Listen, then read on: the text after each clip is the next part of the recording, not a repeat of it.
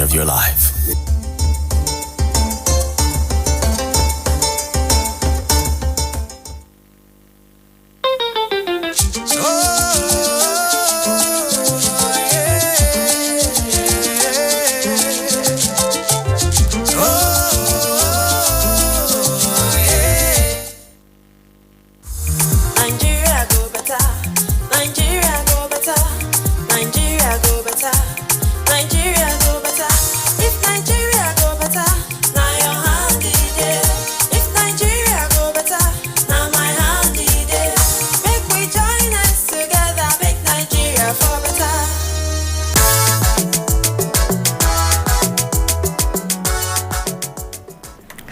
And yes, it is a very beautiful Wednesday morning right here on Citizen 93.7 FM.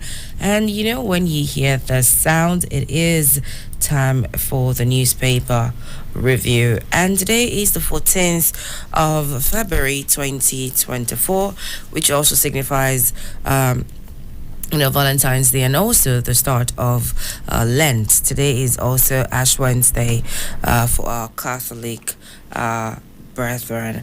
And quickly, let's head into the papers, the dailies for this morning. We'll be taking a look at the Punch newspaper. Would also run through Vanguard newspaper, This Day newspaper, Leadership newspaper, Daily Trust, and hopefully the Guardian, Nigerian Tribune, and also the Nation newspaper. Let's see what is happening across the national dailies right here this morning. My name is Sean Smith, and you are listening to me right now on Citizen 93.7. And as usual, we always implore that you call in or send a message to join the conversation. And to call in this morning, the number to call is 0903 2229797, 0903 2229797, or you call 0818 2222205, 0818 22205. And as usual, joining me this morning is our in-house analyst and also the chief operating officer of Citizen 93.7, and he's also a seasoned journalist, and his name is Mr. Salman Salami. Good morning, sir. Very good morning to you, Sean, and very good morning to all our super citizen listeners. All right, thank you very much, sir. And right now, let's jumpstart and let's kickstart the newspaper review. We're taking a look at the Punch newspaper. Here on the headlines, the cover page, it says that cost of living, federal government, NLC meeting deadlocked, bakers threaten shutdown. Cost of living, the federal government, NLC meeting deadlocked, bakers threaten shutdown. And another story here says that Naira gains at official market weakens to 1,500 Naira per dollar parallel market. Naira gains at official market weakens to 1,500 Naira per dollar at a parallel market. And also Gani Adams says, authorize me to go after Yoruba monarchs killers. Authorize me to go after Yoruba monarchs killers. And another story says that the fire got Kwara Court registry. Fire got Kwara Court registry. And there's a story here that says that police to arraign slain Ondo varsity student suspected killer. And another here says the shop's goods destroyed in Lagos tanker explosion. Shops goods destroyed in Lagos tanker explosion. And this you'd find on the Punch newspaper.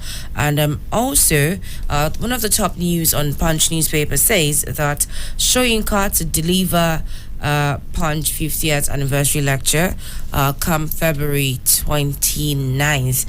And here it says that Tinubu gifts Eagles land, houses, national honors after AFCON. Tinubu gift Eagles houses, lands, national honors after AFCON. And there's a top story that says that Buhari's signature forged to move 6.2 million US dollars from Central Bank of Nigeria. Buhari's signature forged to move $6.2 million from CBN, says the ex-SGF, that's the secretary to the government of the Federation, Boss Mustafa, has said that $6.2 million was released from the Central Bank of Nigeria in February 2023 using a forged documents. Now, definitely that's a story to look at, but that would be at the half-hour mark when we bring on our in-house analyst to properly analyze that story. And now it says that the federal government unveils Polaco initiative to end farmer herder clashes. The federal government unveils Polaco initiative to end farmer herder clashes. It would commence the Polaco initiative, a large-scale resettlement program to address the root causes of incessant clashes between farmers and herders in various flashpoints nationwide. And now quickly let's head over to Nigerian Tribune. The top news for Nigerian Tribune says 42,000 nurses left Nigeria in 3 years, says the federal government. The registrar of the Nursing and Midwifery Council of Nigeria, Farouk Abubakar, said 42,000 nurses have left Nigeria in 3 years. And now, in regards to the economic hardship, the federal government knocks PDP governors, accuses them of owing workers, pensioners. Federal government knocks PDP governors, accuses them of owing workers, pensioners. And another one here, still on the Tribune, says that lawmakers get bill for creation of 3 states in Southwest. Lawmakers get bill for creation of 3 states in Southwest. Apparently, a bill seeking the creation of additional 3 states in the Southwest has been listed for presentation in the House of Representatives. And this same bill was sponsored by Honorable Busayo Oluwole Oke, representing Obokun and Oriade Federal Constituency, Osun State, and he's seeking the creation of Okeogun Ijebu and Ife Ijesha State, respectively. And now another story says that don't push ASU to embark on strike again. Vice chancellors that tell the federal government, do not push ASU to embark on strike again. And this was said by the Committee of Vice Chancellors of Nigerian Universities to the federal government. And that story you'd find on the Nigerian Tribune this morning. And now looking at the Vanguard newspaper, the top story also relates to hardship that says federal government tackles the People's Democratic Party governors and others. The federal government tackles the People Democratic Party and Board of Trustees yesterday.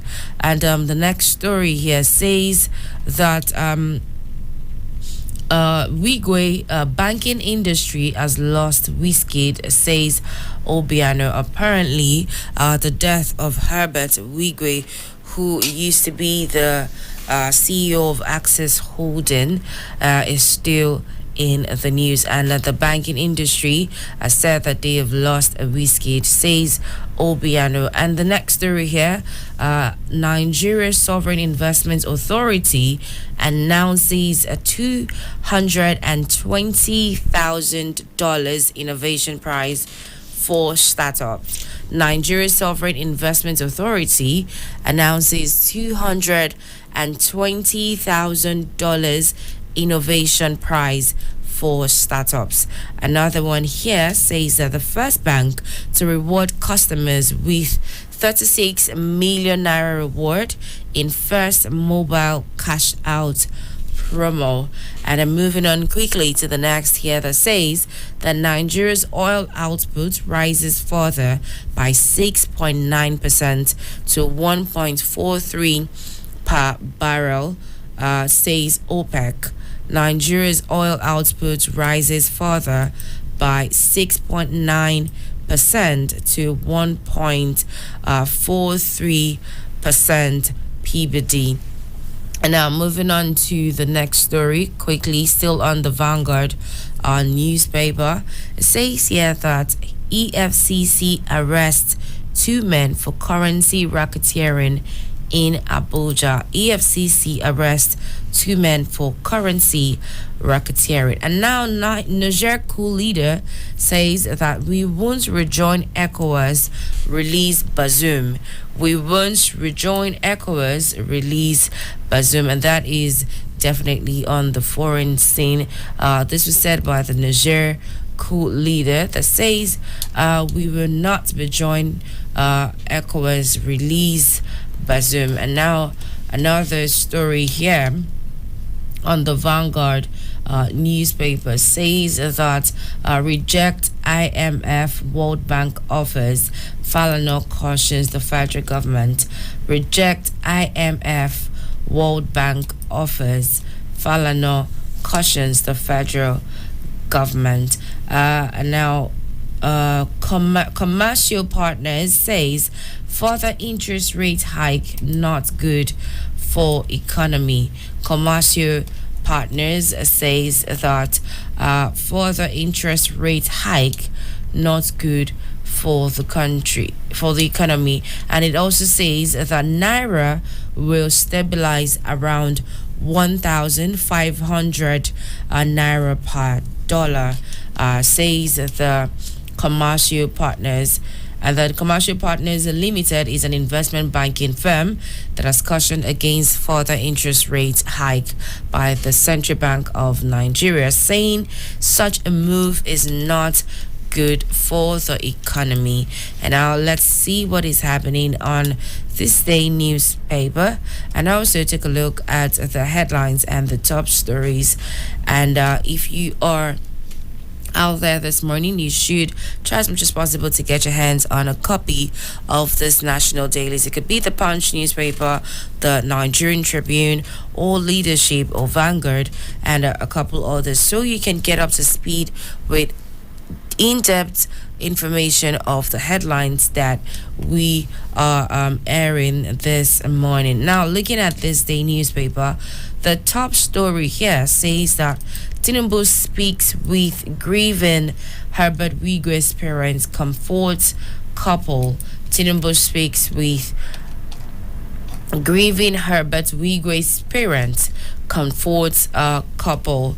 And this also comes with 5 riders that says Ghana's President Akufo-Addo calls, offers condolences. Another says we lost a gem, bright star Oshibanjo Obaseki and Oku declares. Another says that Kogi Cross River Governor Zenith Bank commiserates with families Access Holdings. And the 4th year says that you are irreplaceable, says ex-emir of Kano Sanusi. The 5th is emir of Zazu, his death a great personal loss.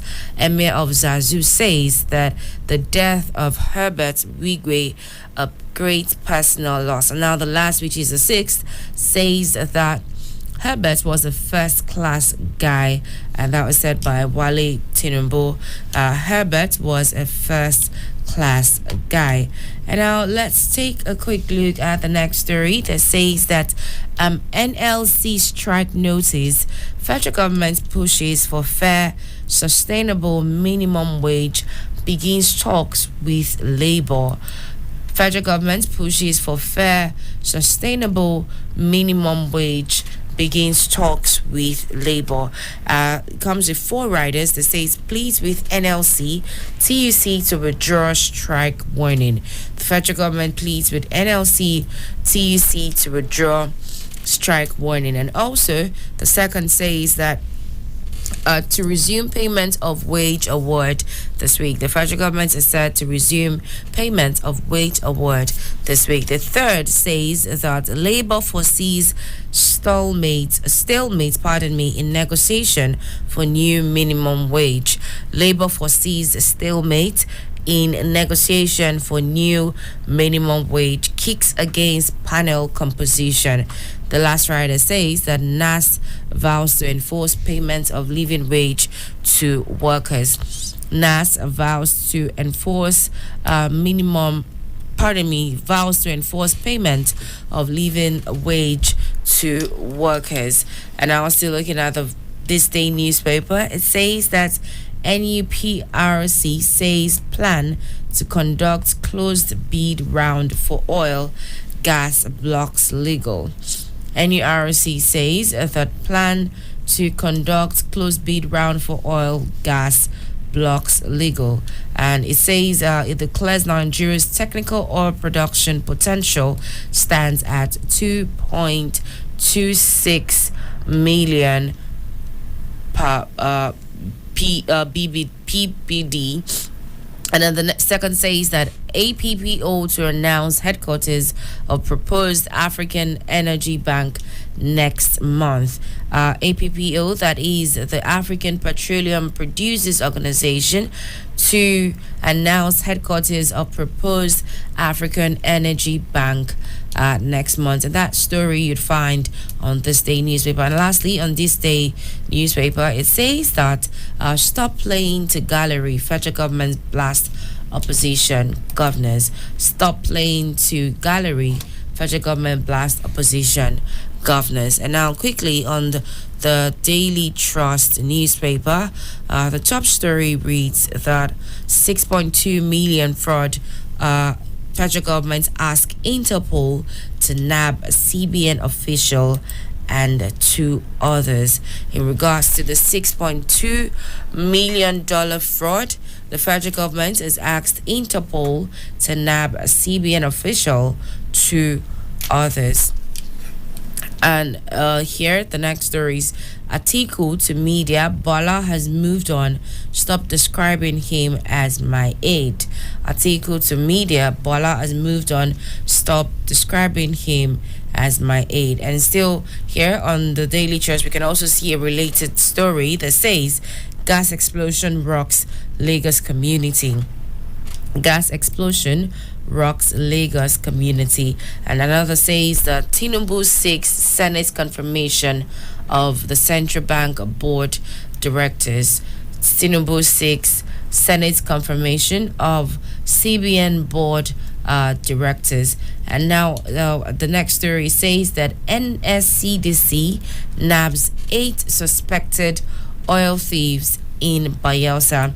NSCDC nabs 8 suspected oil thieves in Bayelsa.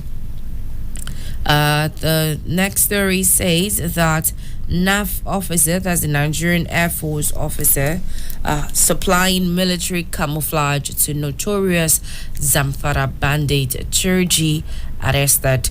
NAF officer supplying military camouflage to notorious Zamfara bandit Turji, arrested. And here FCTA says 9,671 ground rent defaulters risk losing their lands. 9,671 ground rent defaulters risk losing their lands. And this was said by the Federal Capital Territory Administration.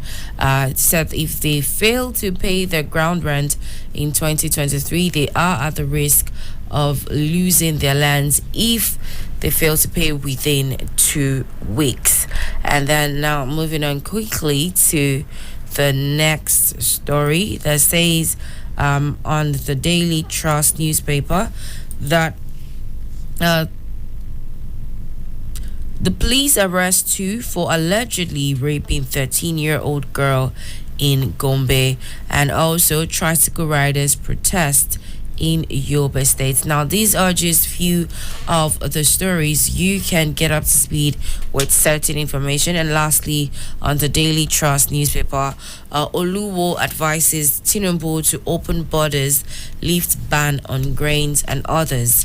Oluwo advises Tinubu to open borders, lift ban on grains and others. Next story, next paper is the leadership, and on the cover story, it says that IMF advice: don't remove electricity subsidy. Labour tells Tinubu. Organized labor, manufacturers, and economic, financial, and legal experts have warned the federal government not to remove electricity subsidy. And still looking at the cover story, the next one here says that confusion over APC chairmanship in Benue. Confusion over APC chairmanship in Benue. And here, Nigeria can leverage mobile connectivity to grow fintech. And this was said by the NCC. Nigeria can leverage mobile connectivity to grow fintech. And also on the leadership newspaper, we can also find the same story that says Labour faults composition of new minimum wage committee. And lastly, federal government unveils new terms for road concession and tolling. Federal government unveils new terms for road concession and tolling. And this was said by the Minister of Works, Engineer David Umahi, who has introduced parameters for road concessionaries under the public-private partnership model of road infrastructure development, known as Highway Development and Management Initiative, that is the HDMI. And now quickly, let's check what's happening on the Nation newspaper. On the Nation newspaper, it says that 3 forgery suspects declared wanted, same as we've seen on the Punch newspaper and the Vanguard. Apparently, it is a topical issue right now. 3 forgery suspects declared wanted in regards to a $6.2 million trial. And another story here says that Tinubu tells egos, you taught us lessons in resilience and diversity. You taught us lessons in resilience and diversity. Here, the next story says payment of wage award for federal workers resumes.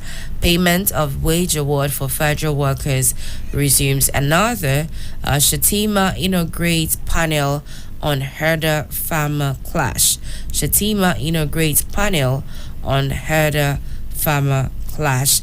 And another here says that Tinubu moves to stop brain drain in health sector. Tinubu moves to stop brain drain in health sector. And now, having looked at all those particular headlines and stories, I believe it's time for us to, delve quickly into analyzing some of the stories. And I know that one of the stories that we'll be analyzing is the topical story, and also we're taking a look at the cost of living. So far, we have looked at the Punch newspaper, the Vanguard, and also taking a look at the Nigerian Tribune and the This Day newspaper, Daily Trust, Leadership, and The Nation. This is Citizen 93.7 FM, and it's time for us to run through the analysis. So you can also pay attention, listen, and call in on 0903 2229 797, 0903 2229 797, or call 0818 222205,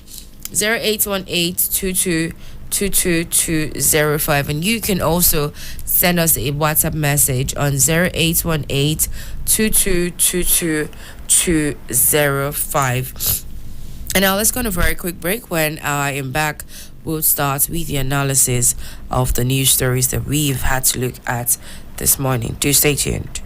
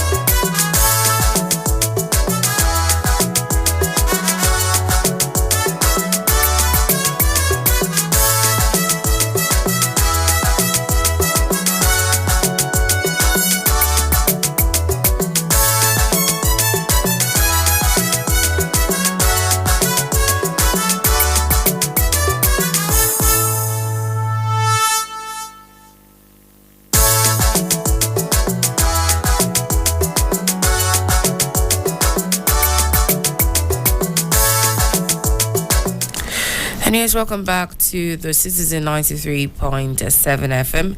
And we are back here to run through the analysis of the stories, the headlines, and the events happening within our country, Nigeria. And joining me is our in-house analyst, Mr. Salami. Thank you very much, sir. Once again. Thank you very much for having me, Sean. All right, good morning. So let's even start the analysis with a very topical issue, which is the cost of living. The federal government's NLC meeting deadlocked and bakers threaten shutdown. And, this you'd find on the Punch newspaper. Apparently there's a meeting between the federal government and organized labor to stave off the planned strike by the Nigeria Labour Congress and Trade Union Congress deadlocked on Monday night. And it's been in the books. The NLC had declared they intended that in next 14 days we're going to embark on a nationwide strike. But the federal government has spoken about watering it down and whatnot. But I'd like to ask you, Ms. Salami, what do you make of the deadlock and also the story of bakers threatening shutdown? It's not a palatable news. It's not a cheering news at all. And the ultimatum, 14-day ultimatum given to the government, federal government by the NLC, TUC, and the allied labor unions is telling on Nigerians. It is a sad news. More so when the purported meeting between the federal government, the NLC, TUC now ended in a deadlock. But I still believe that they will resume meeting again. And I plead that let all the parties shield their sword. Let them do this in the interest of the common man. Yes, I agree that our brother, Comrade Joe Ajiru, the NLC president, and Festus Osifu, the president of the Trade Union Congress, they are really, really fighting, as it were, for the people, for the workers, so to speak. No doubt about it. The economic hardship is biting and biting really hard. And the government should hearken to the voice of reason and the voice of wisdom. We promise our super citizen listeners that we do everything humanly possible to bring Comrade Joe Ajiru to our station to come and tell Nigerians on what they should expect. All right, so not to cut you up, but let's quickly pick this call. Hello?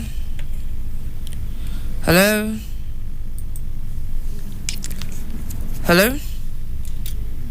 All right, to try to call in again, the number to call is 0903 2229 0903-2229-797. For the person who did try to call in just now, please do make sure you call back and we'll be readily take your calls.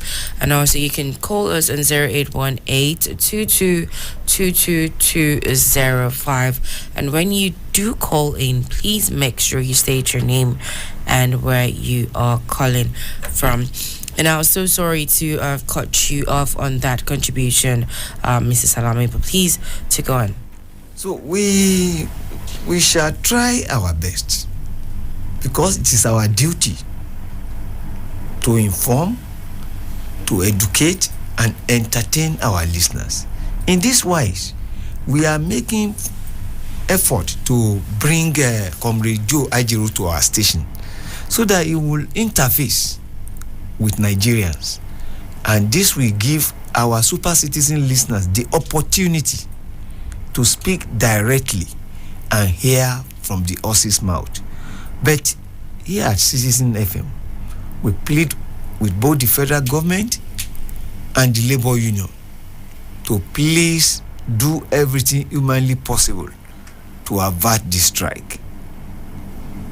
All right, thank you very much, Mr. Salami. Now, even talking about the economic hardship and, everything going on, apparently the federal government knocks PDP governors, accuses them of owing workers and pensioners.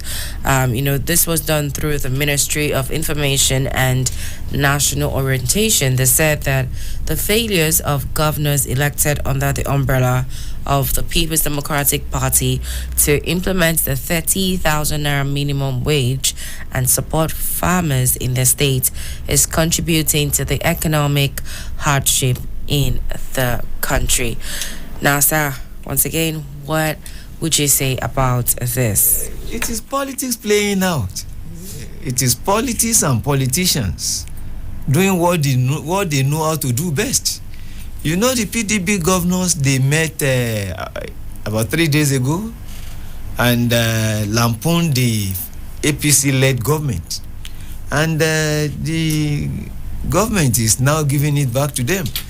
The thing is this: they should stop playing politics with the lives of the people. There is hardship in the land, truth be told. And there is the need for the government to address holistically the economic hardship that our people are going through. There is no... Let's be frank about it. Times are hard. Times are really hard. And people are really, really going through a very hard time. And the government should please do the needful and do it urgently too.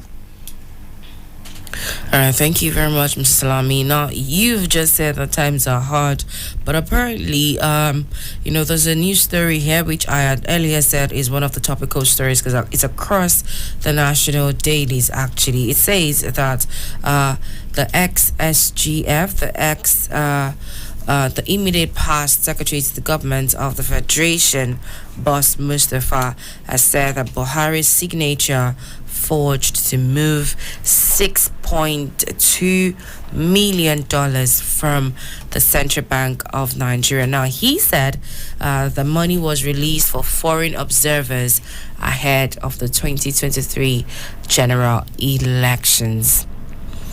Now, that is a whole lot of money.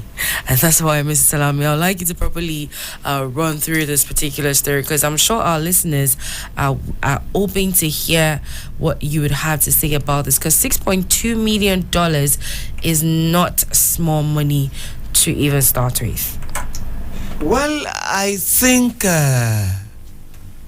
our super citizen listeners and indeed Nigerians should take more than a passing interest in what is going on in this country.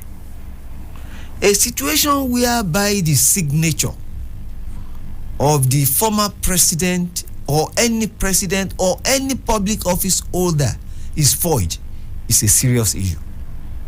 It's a criminal matter if it is true that someone's signature has been forged.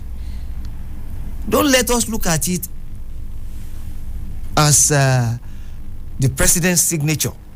No, forgery in itself and by itself is condemnable. It is a criminal act.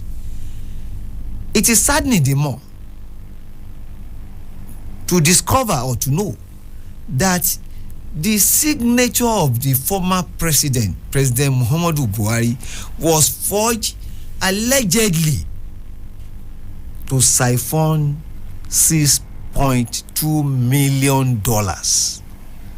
It was really siphoned. The former secretary to the government of the Federation, Boss Mustafa, was in court to say that he didn't know anything about it, and that it was not and it is not the duty of the federal government to pay the so-called foreign observers, that it is in the purview of INEC, Independent National Electoral Commission. And in any case, what work did foreign observers do that warrant paying $6.2 million? For crying out so loud, why are we like this?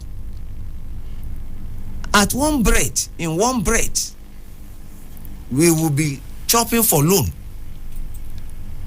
Why we keep on,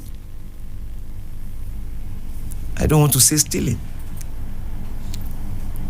but I think there is the need for the security agencies, the EFCC, the ICPC, to please investigate this matter thoroughly and bring all those involved to justice. They must have their days in court. They should not sweep this under the carpet. This is too much. This is too much. And we should not allow this to be swept under the carpet. There must be consequence. All right, thank you very much, sir. And now, also in relation to the same story, it says that the federal government has invited Interpol to, delve deep into this issue. But, sir, I don't know. I wouldn't want to say that with the way issues like this gets scrutinized, do we think that there will be justice at the end of the day? Do we think that these people will be brought to book eventually? This is speculative, but let us believe that they will be brought to justice. They will. And the Interpol aspect of it is just to perhaps extradite those who have escaped from the shores of our country. The Nigerian police can do it, the CID. They can do a good job. Let us appreciate the Nigerian police. They have all it takes to unravel this scam. It's a big scam, and it's a national disgrace that the signature of the President of the Federal Republic of Nigeria was forged. Also, we learned that the signature of Boss Mustafa, the ex-secretary to the government of the Federation, was also forged, because he was in court to say that he didn't know much, he didn't know anything about it, that it was pure forgery, and it all happened under the watch of Godwin Emefiele, the former or the embattled governor of the Central Bank of Nigeria. I think the government, the federal government of Nigeria, should go the whole hog and ensure that all perpetrators of this scam are brought to book. Let there be consequence. Enough of impunity. They are pillaging our commonwealth. We need this money. It must be recovered, and all those involved should be brought to book. Okay, thank you very much, Mr. Salami. Now, let's even quickly move on to this particular story that Femi Falana cautions the federal government to reject the International Monetary Fund and the one that the World Bank offers. Apparently, he did say that, reject the prescriptions of the International Monetary Fund and the World Bank. And he also said that Nigerians should be allowed to protest against injustice and inimical economic policies. Would you say, yes, this is agreeable or not at all from your own point of view? Yes, we must not pander to the whims and caprices of either IMF or the World Bank.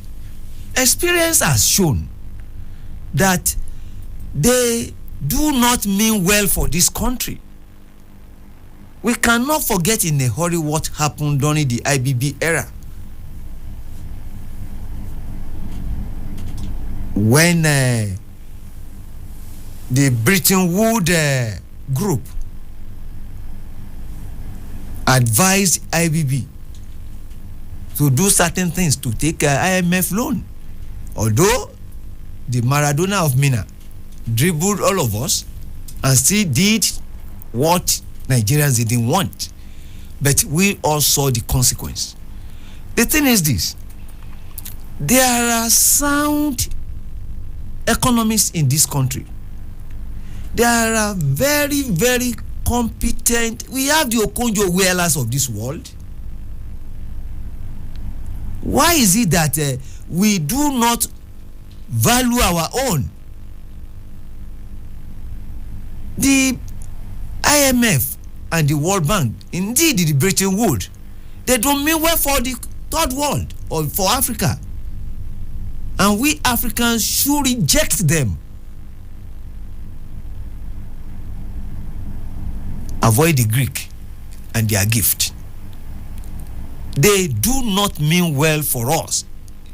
We have seen this times and times over. Imagine the IMF asking the federal government to remove the subsidy on electricity again. This is too much. And it needs not be told that we should not listen to them. We should just look inward and solve our own problem our own way. Why must we always look up to them? They don't mean well for us. Please do not listen to them and ignore them and their accomplices.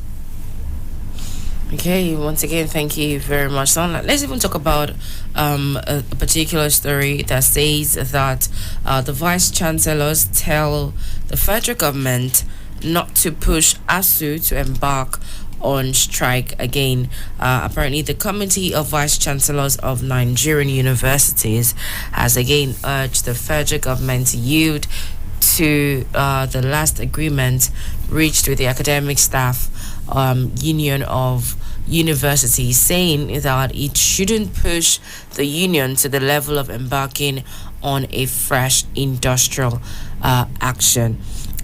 So this is in line with education, and like they say, education is key. So would really love your own input and your point of view on this. Well, the Committee of Vice Chancellors, that is the body of all the administrators, chief administrators of Nigerian universities, have now asked the federal government not to push them to embarking on another strike. Well, I do not think that we should even contemplate strike again in Nigerian universities. We have had one strike too many. And let us not play with the future of our youths. And it is always in federal government universities, and some state universities too. Why is it that at the end of the day, it is always the poor man's children that will bear the brunt of ill governance or misgovernance? Have you ever heard that private universities go on strike before? They don't. If you get your son there, you are sure of when your son will graduate. It is only in federal universities that you may spend 10 years for a 4-year course And we have come to accept it as if it is normal. To the extent that the committee of vice chancellor is now saying that, well, don't push us to another strike. Do they understand precisely what they are joking with? The lives and future of the children,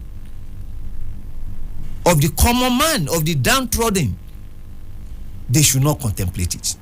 And of course, the federal government should please, in the name of everything that is good, see to it that we do not witness any strike again in our universities, whether it is public, whether it is private. It is an ill wind. Experience has shown that it's an ill wind, and it has never blown anybody any good. Thank you, sir. So, moving on quickly to this next story before we bring today's episode of the newspaper review to a close. The Nigerian Air Force officers applying military camouflage to notorious Zamfara bandit Turji arrested. The police high command reviewed how its operatives arrested a dismissed officer of the Nigerian Air Force who has been supplying military camouflage and other accoutrement that belongs to security operatives to bandits terrorizing Zamfara state. And then the same police explained that the NFA personnel who is by the name Ahmed Mohammed, attached to the Air Force base Kaduna, only served in the Air Force for just 5 years before he was court-martialed by the military for a yet to be reviewed offense. We all keep saying that when we hear there was an attack somewhere, it's not just natural. It's someone that knows somebody that said something about something. And that's why I would, what do you make of this particular story? Because this is their own body supplying to bandits and, causing chaos in Zamfara state. What again do you make of crime and criminals than to tell our people that please give useful, informed, and timely information to the authorities? These so-called bandits, criminals, are they ghosts? They are people. They live amongst us. We know them. We cannot claim not to know these people. If we have useful information, because the security agencies can only work with credible information. If you see something, please say something. It will help all of us. And don't let us end this review without talking or without giving kudos to Mr. President for honoring our Super Eagles. All right, thank you very much for that. Now, let's even head to that particular story, because apparently the President of the Federal Republic of Nigeria, that is Bola Ahmed Tinubu, has, offered the Super Eagles who played in the AFCON houses, lands, and, notable honors. And that's what he has so far given to them, and that's very much incredible. And I believe Mr. Salami does have one or two things to say in regards to that. Yes, before I keep on saying that we must get our reward system right, and even the media, like we keep on telling some of our younger ones, those coming after us now, that the media is not just there to criticize. 20 billion missing, 30 billion missing. When they do well, please applaud and appreciate them. And when there is the need to challenge them to do better, don't hesitate to do so. This is an instance where the media should celebrate Nigeria. Why? Mr. President Bola Ahmed Tinubu has done what a leader should do. Show appreciation, gratitude. I keep on even saying it that all sins shall be forgiven, but the sin of ingratitude has no forgiveness. Even God wants us to show gratitude. This is why we should thank Mr. President for honoring the Super Eagles. He has done well. He has given them a plot of land, a flat, and to crown it all, a national honor. It only means that we are sending the right signal to Nigerians that your good deed will not go unnoticed. Those boys are gallant patriots. Even though they did not bring the cup here, yet they have done us. They have made us proud. And Nigerians are proud of them, but they should strive to do better, because the reward for hard work is more work. Let them do better, and this time around bring the trophy to Nigeria. God bless this country. Amen. God bless you too, sir. Thank you very much for that one. The reward for hard work, they say, is more work. So let's do better as Nigerians who are living right here in the country as well. And now, it's time to actually call it a day on the newspaper review right here on Citizen 93.7 FM. And to our callers who did try to call in, we do apologize, and we implore that you join our conversations every day. The newspaper review right here as every day of the week. That is excluding Sundays, Monday to Saturday by 7 a.m. on the dot.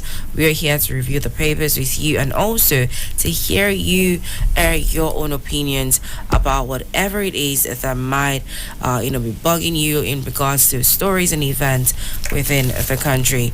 And I must say a very big thank you to the in-house analyst, Mr. Salami. Thank you for joining me.